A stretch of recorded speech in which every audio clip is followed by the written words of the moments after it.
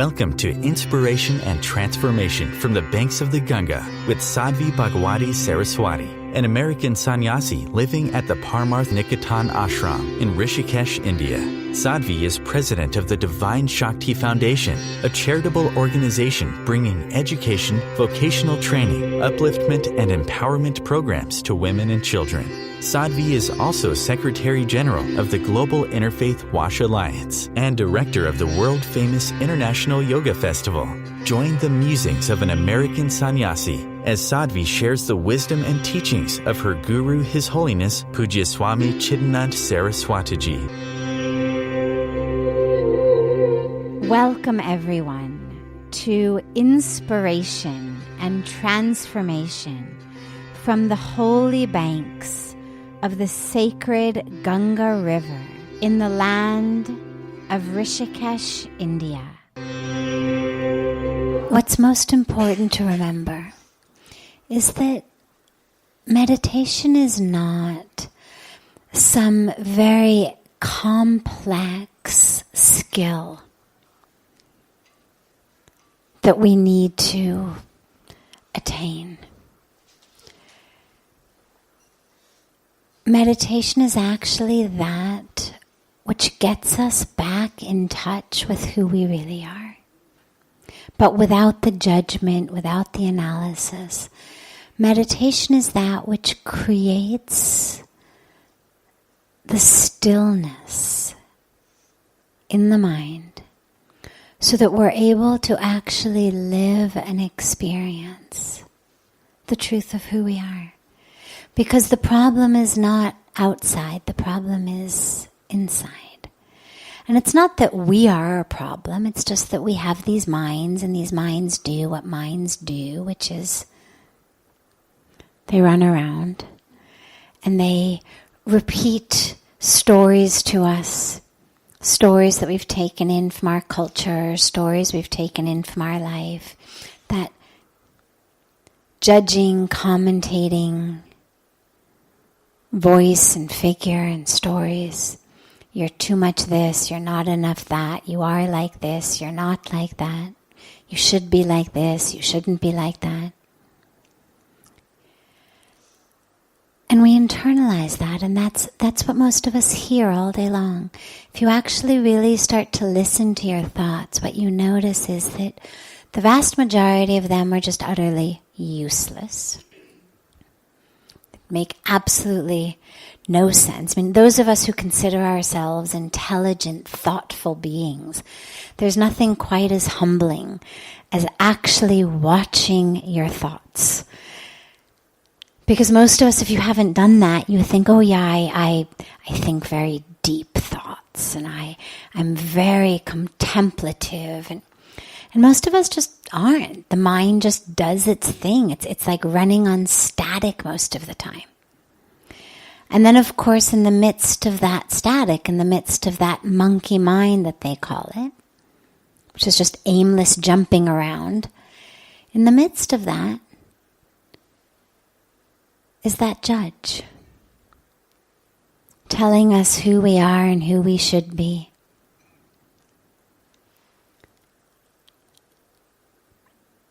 And that's what fills most of our minds most of the time. And then, of course, comes in who others are, who they should be, what they're doing, what they should do, and all of that stuff that fills our minds and fills our thoughts. And it's not who we are. It's just what our mind does. Rather, what our mind has been habituated to do. And what meditation really does is it gives us that first experience of, well, what would it be like? What would it be like to be me if this weren't going on all the time? And so it's not a very complex skill. But the lack of complexity doesn't mean it's easy. Simple and easy are not synonymous. So meditation is simple, but it's not easy. And it's not easy because of the games that the mind plays. But it is simple. You shouldn't think that unless you've got lots and lots and lots of time to learn a very complex skill of meditation, that you're not going to get it. If you're able to just literally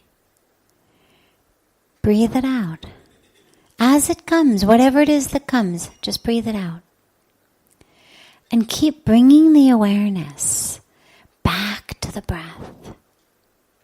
Back to the breath. And if you can get it in this place, just below the navel, it's actually a very, very special energy center and special chakra. I'm not going to go into all of that now, but it's considered in many cases, in many ways,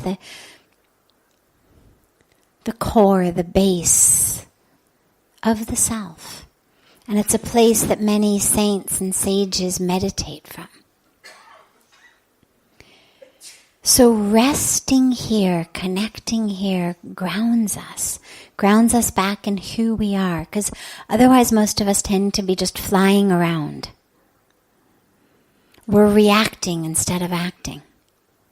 Who I am is determined by what's happening around me. Somebody says something, I react. Somebody does something, I react. I do this, I don't do this, whatever it is. So the nature of who I am tends to exist usually on this very superficial level, just in how I'm reacting to the world around me. But what meditation does is it brings us back into a place of real awareness. Awareness without judging, awareness without analyzing, but just open-eyed witness awareness of who we are. And what's there if I remove the rest? So you're able to peel back layers and layers, and there's so many different techniques, but I purposely keep it, especially in a situation like this, really simple, because you shouldn't think, oh wait, I didn't understand all of that, I didn't get that, now I'm never going to be able to do it. If you can just keep the awareness on the breath, keep bringing it back, bringing it back, bringing it back, it's actually enough. You can add in a mantra, a simple mantra. You can add in open-eyed meditation if you want. If every time the eyes close, the mind jumps around so much that nothing else is possible, keep the eyes open for a while. Watch a candle flame. Look at an image of the divine, an image that evokes feelings of divinity in you. And while you do that, just keep bringing the awareness back to the breath, back to the breath, back to the breath. And in the body, the breath in the body, there are as we breathe, you'll notice there are places that are tighter, places that are freer. And again, we're not analyzing. It's not, oh, it's tight there because, oh yeah, I remember my brother kicked me there. That's why it's tight. And yeah, my God, I can't believe it. I've never forgiven him. And so we went from breathing to our brother. Anger at the brother. It's not psychotherapy. Psychotherapy is great. It's what I studied. I've got an academic history in it, but it's not meditation. So in meditation, we're not analyzing why it's stuck, where it's stuck. We're just noticing that the body is a very fluid container for the breath. So it simultaneously puts us in the body and yet connects us to something that's not just outside, but that's outside and inside, that entire creation, that entire spirit or soul or divine universe or whatever word we want to use for it, connects us to that while rooting us in the breath and back in our bodies. Because as we all know, any tree that grows, well, you can't grow very far unless the roots are very strong. You're listening to OTR-FM, part of the IOM radio network.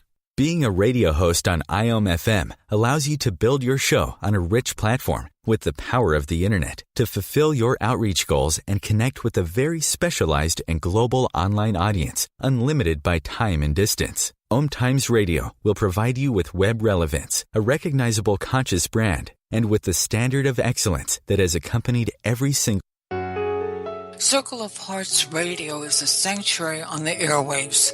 Join me, Grandmother Alaya, in the circle on Sunday 2 p.m. Eastern as I share information to both enlighten and nourish your soul.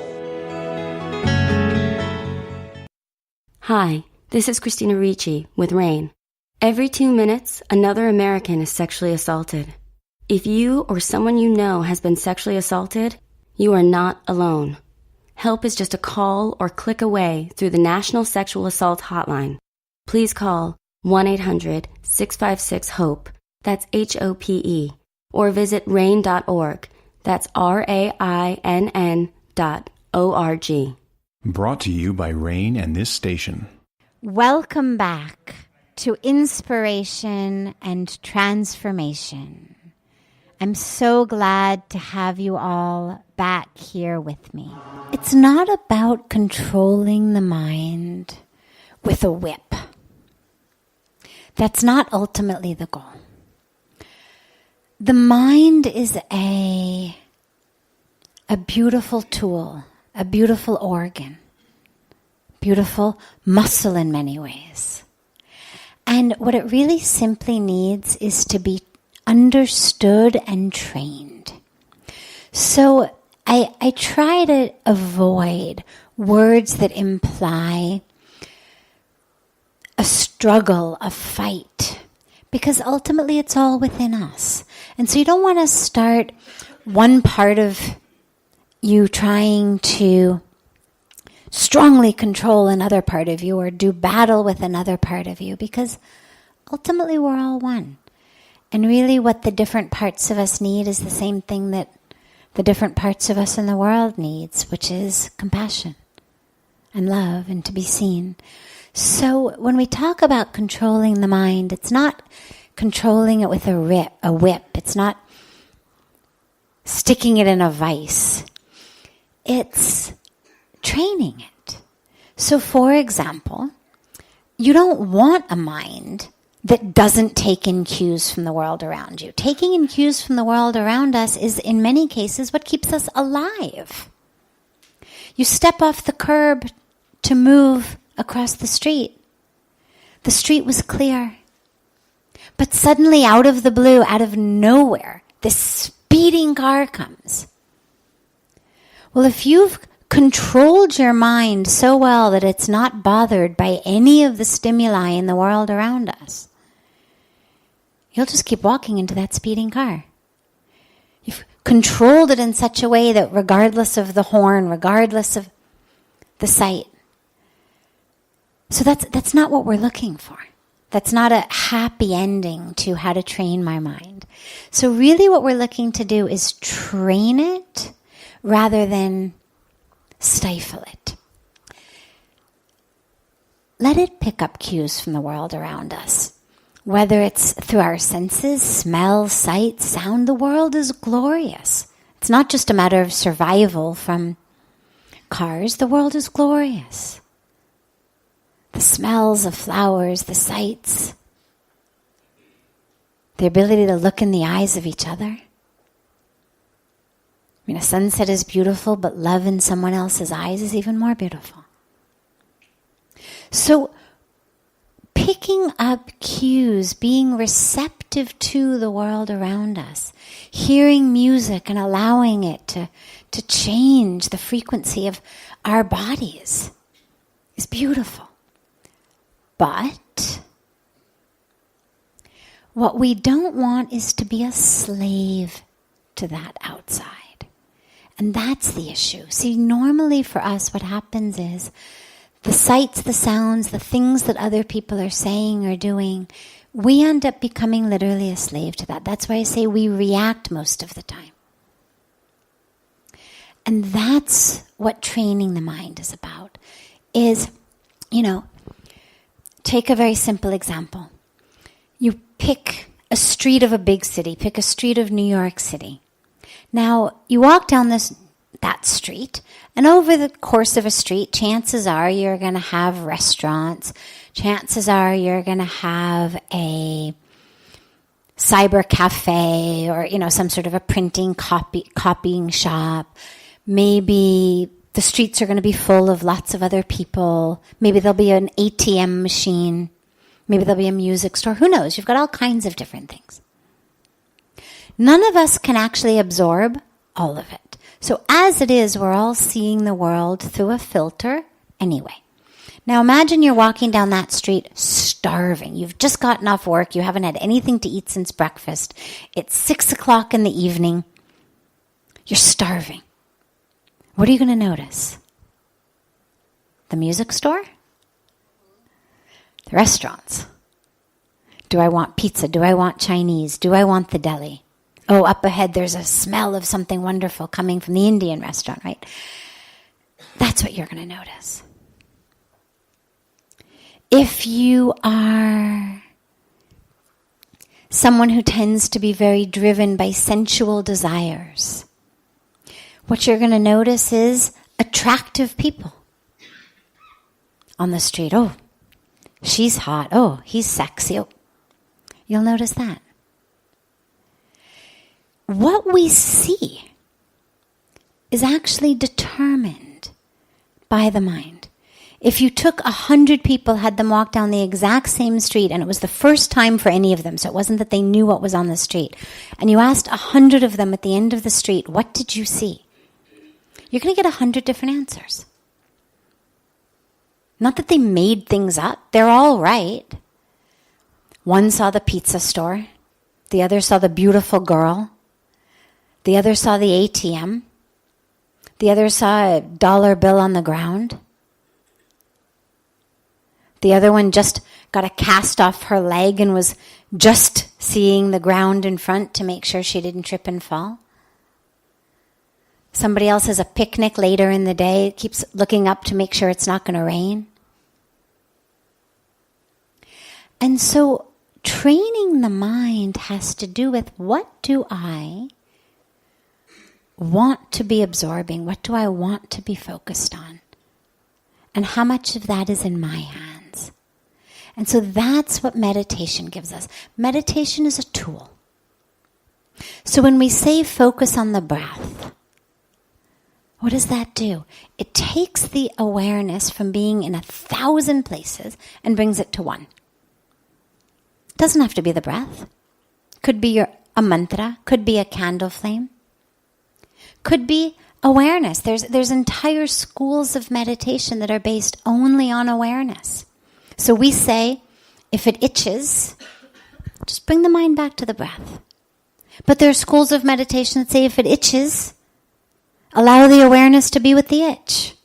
Name the itch. Itching, itching, itching.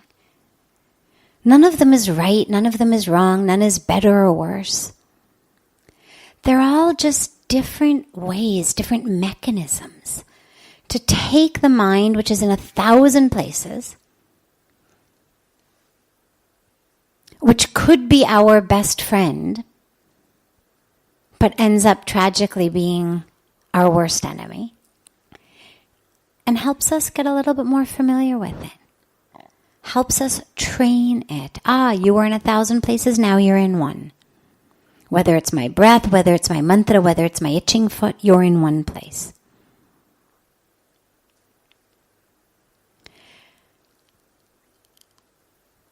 And from that one place, then we're able to take it deeper. Then we're able to actually get into a sense of, well, who am I that isn't the mind? If I thought I was my thoughts, and now there's this space between the thoughts, then who am I? And if I am my mind and I am my thoughts, then the minute that this thought ends, who's left to think the next thought? In the space between thoughts, do I disappear? So ultimately what meditation does is it brings us into that awareness, But first we've got to bring the mind to one place. Okay? So you're not going to control it with a whip. You're not going to control it by yelling at it. It's just about training it. Giving it a new way of working. And slowly, slowly, slowly, it'll happen. It's hard for everybody in the beginning. The nature of the mind is to be all over the place. Bring it in, and slowly, slowly, slowly, slowly. What you find is that the space between the thoughts grows and grows and grows. And you start to be able to experience more of what it's like between the thoughts. And then what you find when you move into the world is things happen around you. People do things, people say things. But you're no longer reacting because you've cultivated a habit of non-judging, non-analyzing, non-reacting awareness. So even if my awareness is of my itching foot, I'm still not scratching it. So even if that's what I've put my awareness, if I'm doing that type of meditation, I'm still not succumbing to it. There's no meditation I know of that's the scratch your ankle, scratch your head, pick your nose, meditation. It may be aware of the itching foot, aware of the itching back, aware of the itching nose, but we're not giving in to it. It's awareness without reacting. And that cultivates an entire new habit for us that stays with us not just in meditation, but in our interactions in the world, because suddenly the person in front of me becomes my itching foot. Here they are doing something that's itching me. I want to react. I want to say something. I want to do something. But I know I have a choice because I've cultivated that. Takes a little time, though. This is OTR-FM, part of the IOM radio network. OMTimes Magazine is one of the leading online content providers of positivity, wellness, and personal empowerment. A philanthropic organization, their net proceeds are funneled to support worldwide charity initiatives via Humanity Healing International. Through their commitment to creating community and providing conscious content, they aspire to uplift humanity on a global scale. OMTimes, co-creating a more conscious lifestyle. Do you have time to read that inspiring book or that blog post you've been meaning to get to? In your busy world, how do you improve yourself and keep your life going? I'm Lisa Kay, and my Between Heaven and Earth radio show can transform your life just by listening. Be uplifted with inspiring topics, positive stories, and ideas that really work. Between Heaven and Earth Radio is conscious living for your soul, every Wednesday at 4 p.m. Eastern Time. Like Baldwin with People for the Ethical Treatment of Animals. I grew up loving circuses and other traveling animal shows, but it never occurred to me what life might be like for the animals. Training wild animals to do things they don't understand takes force. Routine discipline with a hook or whip with the heel of a boot shows the animal exactly who's the boss. Don't patronize animal acts. Please contact People for the Ethical Treatment of Animals. 757-622-PETA. Welcome back. This is Sadhvi Bhagawati Saraswati with inspiration and transformation. I know someone who continues to have health challenges. Sometimes it gets really old listening to their commentary. Help me to help them.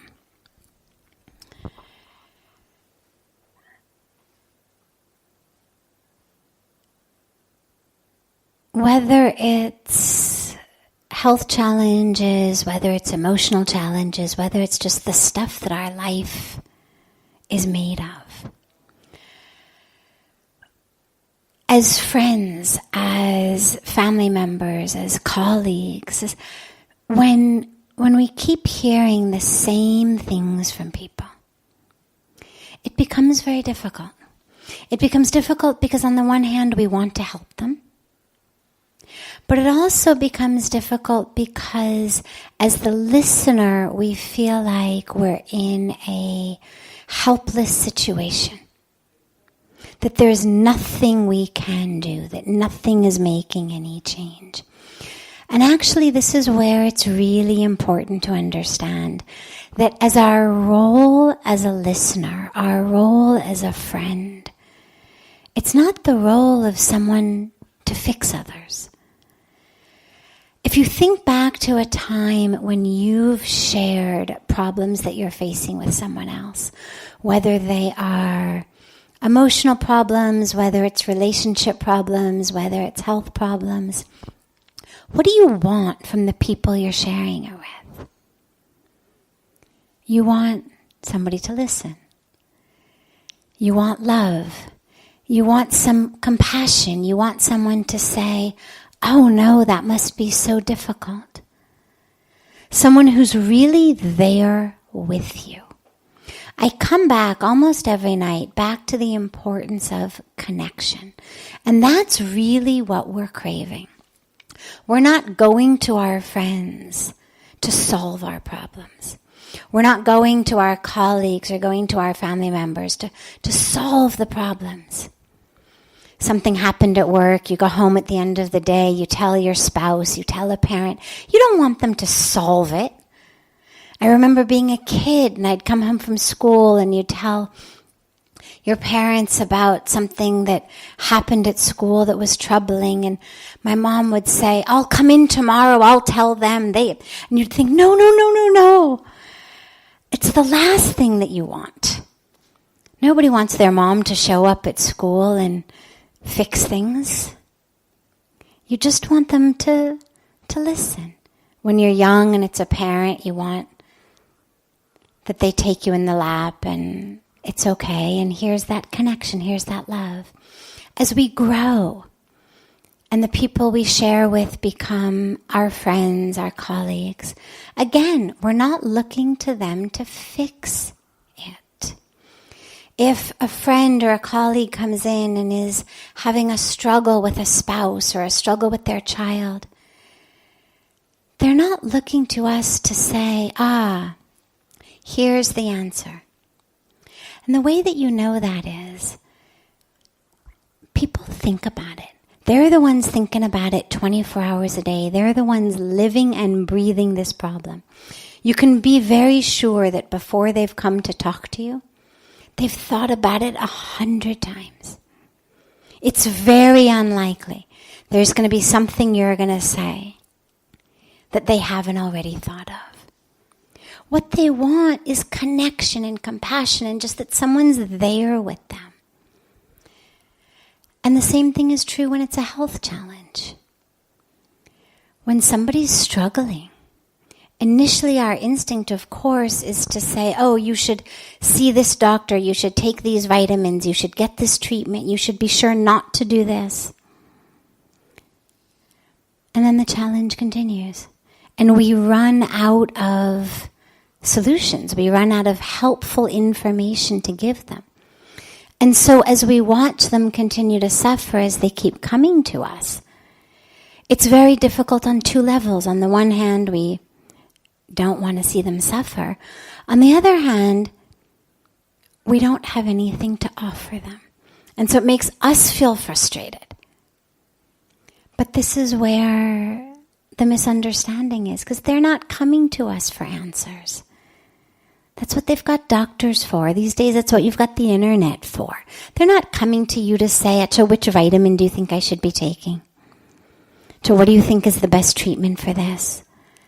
They're coming to us for connection, for love, for compassion. And for us to remember that our mere presence in connection with them, in compassion with them, is what they need. And in many ways, that actually has a huge impact on their physical health as well. We were talking either last night or the night before about the role of our inner life, our spiritual life, our emotional life, our thoughts on our physical health. So literally to bring someone joy, it's not just about distracting them from the health challenge. It actually may be the very best that you can do to help them along the way with their health challenge. So don't worry. Don't feel like you are the fixer or you have to be the fixer and oh my God, I can't fix them. Just understand that they're coming to you for love, for connection. And if you can keep giving that, A, it helps them, and B, what you find is you benefit. Because whatever we're sharing out is being manufactured inside. If I'm angry and I'm shouting, well, where was that anger factory? I didn't buy it off a shelf and swallow it and now I've got anger. It's welled up inside me, my mind. And then of course, my physical body. My blood pressure, my heart, my endocrine system, my digestive system, all of that. I mean, because anger, of course, takes our whole body. Stomach clenches, blood pressure rises, everything happens. So I'm the anger manufacturer, which means when I get angry at you, I may be angry at you for something you did, but the first recipient of that anger is me. And so we have to be really careful about what emotions we're manufacturing. We may think it's for someone. Well, it was that person who made me angry. Well, they may have done something that you didn't like, sure. But that doesn't mean that your anger factory has to now go into overdrive, poisoning yourself. There's a beautiful quotation, I don't know who said it, but a beautiful quotation that says, getting angry at someone else is like drinking poison and expecting that someone else will die. I shout at you thinking that somehow this is going to change you, or I'm killing myself. But on the flip side of it, if what I know you need is just love and compassion because I'm not a doctor, I don't have the answer to your health problems, or I don't know how to fix your marriage, or I don't know what to do with your unruly children or your sick children, or your inability to have children, whatever the problem you're facing that you've come to me for, well, I don't know how to solve that. And you knew that, but you came to me anyway. Which means that what you're needing from me is not the medical advice that you could get on the internet or that you could get much better from a doctor. What you're needing from me is just love and compassion. And so for me to be able to really help you, I have to then become the manufacturing plant of love and compassion. So yes, it helps you, but I'm again the first beneficiary of it. So it's not that I'm doing this just for you and it's a struggle. It's actually a beautiful spiritual practice. This is why compassion is emphasized in all of the world's religions, all of the world's spiritual traditions. It's not just that our world needs compassion. Of course, the world does. But as a spiritual teaching, it's given because we need to become compassion manufacturing plants. It's not so much what is my compassion going to do for you. It's what is my compassion going to do for me? And by teaching people to have compassion for the world around them, it turns on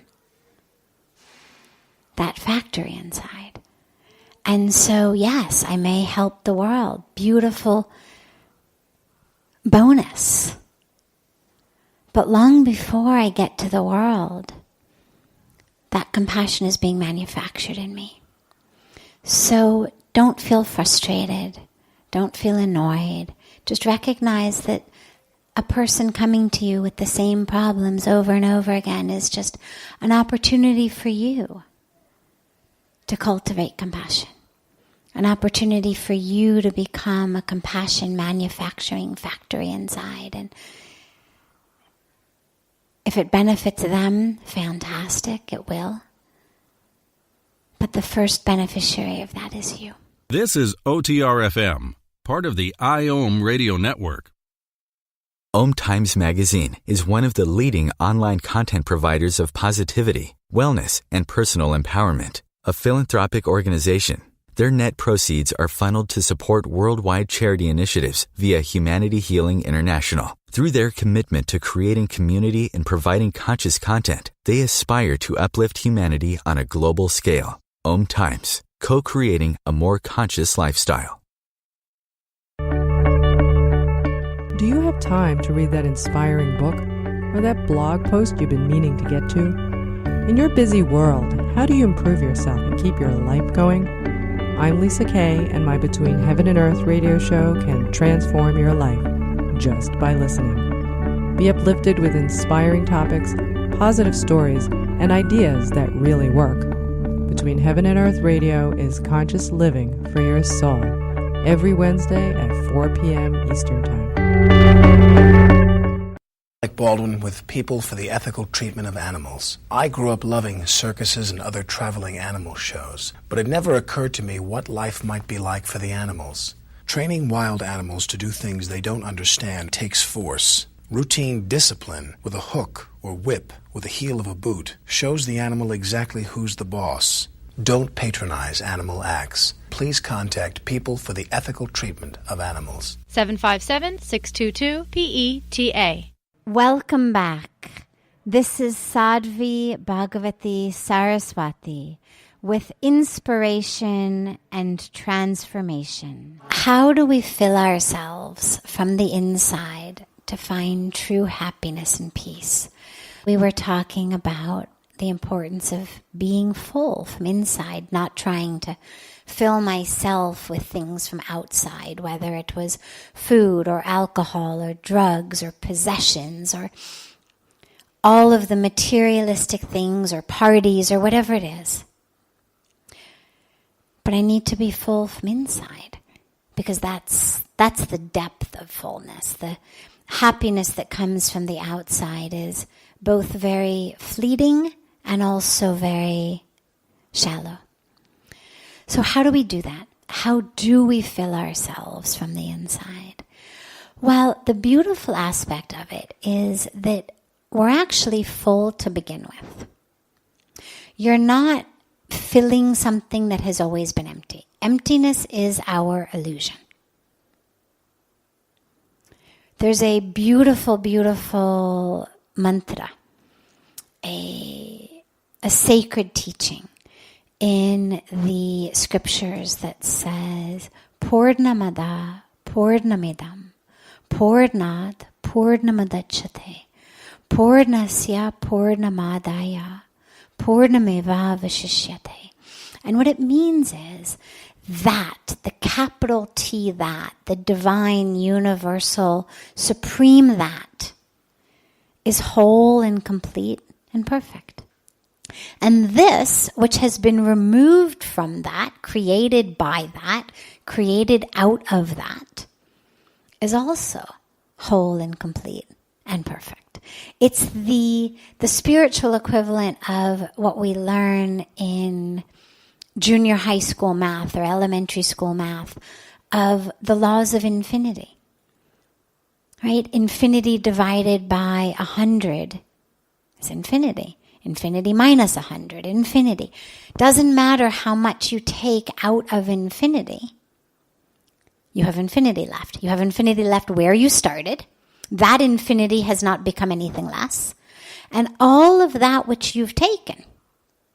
So if you divide infinity by 7 billion, you still have infinity.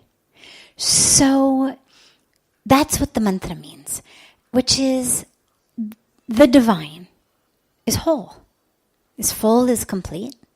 And since is infinite, and since we have been created out of that, therefore, by law of spirituality and law of science, we are also infinite. We are also whole. So that's actually our true nature. So the emptiness is an illusion. It's an illusion that sadly most of us start to develop at a very young age. And we start to develop it at a young age by people around us doing the best they can. They're not trying to harm us usually. But the messages that we get are that our worth is based on what we do. Oh, clean up your room and be mommy's good girl. Right?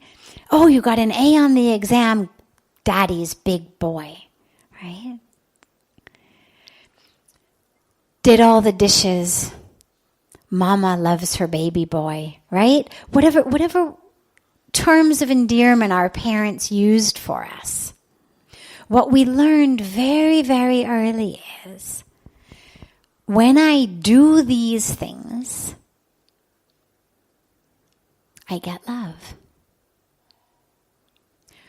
Peed in the toilet, pooped in the toilet. Oh, mama's big boy, big girl, right? Now, and it's not the words, it's not big girl or big boy. It's the feeling, it's that sense of oneness and connection with mom, with dad. I'm whole when I do what they want me to do. I clean my room, I get an A, or when I'm younger, I pee and poop in the toilet. Whatever they're trying to get me to do. When I do it, I experience connection. My earliest experience of completion, fullness, wholeness. But what it teaches us is that experience is based on what you do. So I don't bring home an A. Or something else happens. I'm no longer worthy of connection. Or having nothing to do with me. Mom's going through a hard time. Mom got fired from work. Mom got yelled at by her boss. Mom's best friend died. Mom and dad are fighting. Whatever the millions of different reasons may be, no matter what I do, no matter how many times I go to the bathroom and the toilet, no matter how many times I clean up my room, no matter how many times I get A's, I'm still not getting that sense of connection with mom because mom is somewhere else. Mom is distracted. Mom's not giving me that. Dad's not giving me that. And so what I learn is I'm not whole until I get that. And up until this moment, doing these things got it for me, but now that doesn't work anymore, which makes the universe a scary place because we no longer know how to find it. Makes us run frantically throughout our lives trying to find it. In our social circles, in our relationships. Because we move beyond just mom and dad. Okay, I'm not going to get it from them. Let me get it here. Let me get it there. Let me get it there. And if not, well then let me get it from alcohol. Let me get it from drugs. Let me have something that gives me an experience of not feeling empty. But the whole premise is wrong. The entire drama is based on a false premise, which is that you are not whole to begin with. That what you did or do is what gives you that. No. So first we have to really, really begin by recognizing, first intellectually and then of course experientially, that there is nothing we're lacking. There are no holes in us Sure, we've all had bad things happen. I'm sure if we went around and took all night that everybody would have a chance to tell the pain that they've been through, the way that they were betrayed, the way that they were abandoned or they were harmed, or whatever it is that has given us that pain, that sense of a hole. But the only reason that those things have made me feel empty is because I have lost touch with my own sense of fullness to begin with. And so it's important that we realize we're not going into a state of fullness from emptiness, but we're simply re-remembering the state of fullness that has always been there and that I've never lost. I've just turned away from it.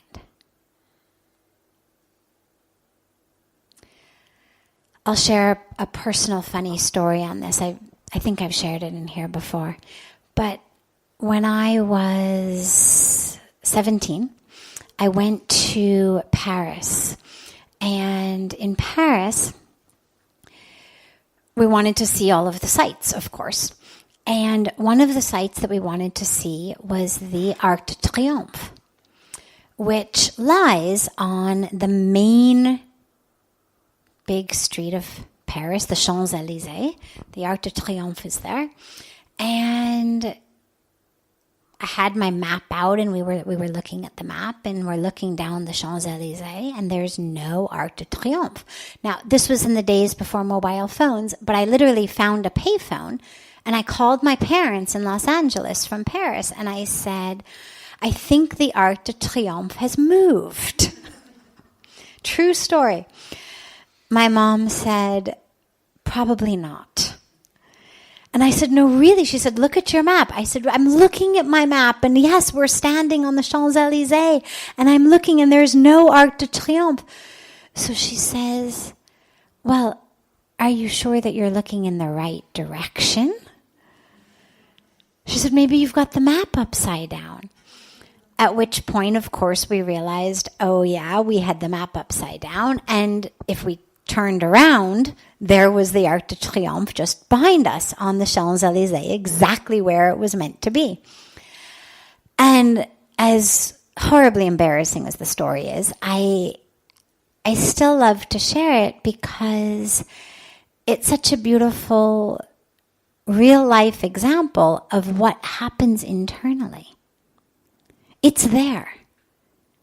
But we're facing in the wrong direction. We've turned away from it. Nobody purposely hid it from my view. It wasn't the malicious world that made me not be able to find it. It was just my vision was literally upside down. I had the map upside down. Therefore, I was faced in the wrong direction. And so when we realize that we are full, when we realize that even just intellectually, okay, I believe that.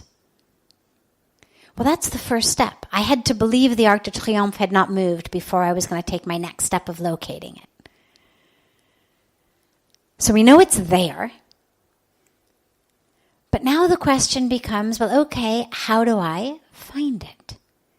And the answer is literally the same. Turn around. Instead of looking this way, which we've done our whole lives to feel full, where can I find it? Who can I spend time with, be with, date, marry, give birth to? Who will finally make me feel whole? What can I buy, wear, own, eat, drink, smoke, achieve that will make me feel whole? Instead of looking in that direction, we turn around and we look in this direction. And the minute that you do that, what we realize is, I am whole. In this breath, right now. Doesn't mean I don't have goals. Doesn't mean there aren't things in the world I'd like to achieve. Doesn't mean there aren't parts of me that I'd like to work on. wholeness and anger are not mutually exclusive.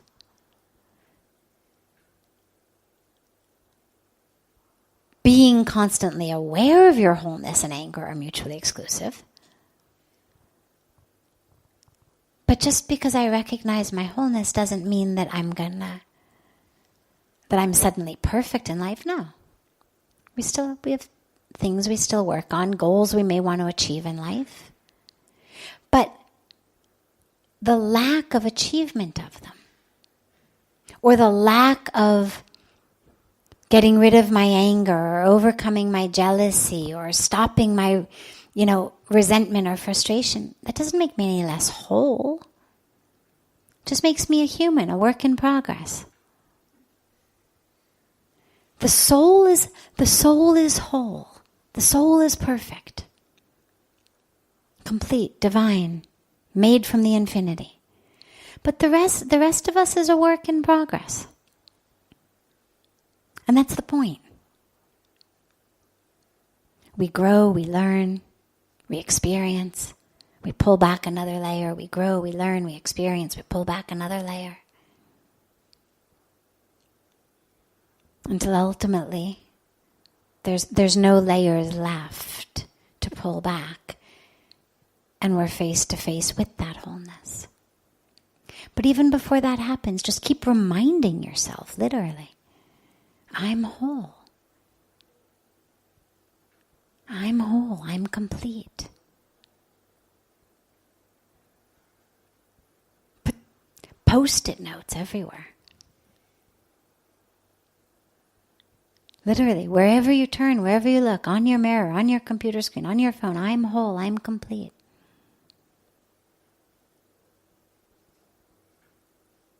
And you'll start to experience it because it's the truth of who you are. It's like if you said to me, well, how do I become a beautiful young woman? Well, I'd say to you, well, you are a beautiful young woman. Just look in the mirror. You don't need me to do anything. If you can't see that you're a beautiful young woman, either there's something wrong with your mirror or there's something wrong with your eyes. But neither of them requires me to fix you or me to give you a list of things to do to make yourself more beautiful. Because you are beautiful. And so it becomes just about fixing the mirror or fixing the eyes. And it's the same thing with wholeness. There's not a list of 10 things I can give you and say, well, do these things and you'll be whole, because you are whole. It's just remove the film, which again is all of those voices we've heard our whole lives that said, you're not good enough if you don't do this or be like that. Why can't you be like your sister, be like your brother, be like the neighbor? It's harmless enough when parents say it, they think, but the message that it gives children is, I'm not enough. I need to be more. But you already are more. And your parents were 20-somethings doing the best that they could figure out how to do at the time, but we all get that conditioning. But the minute that you really go in and witness and observe, what you'll see is there's wholeness. There's nothing needed. It's all there. This brings to a close this hour of inspiration and transformation. Thank you so much for joining me. I'm so glad to be together with you all each week. And I look forward to being together again next Thursday, same time, on OMTimes Radio.